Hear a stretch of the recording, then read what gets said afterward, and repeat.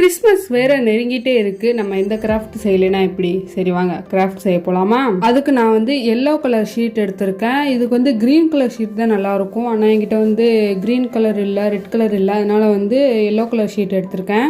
இதை வந்து open side உள்ளதில் தான் கட் பண்ணணும், க்ளோஸ்டு சைடில் உள்ள கட் பண்ணக்கூடாது. பாருங்க, இந்த மாதிரி இருக்கணும்.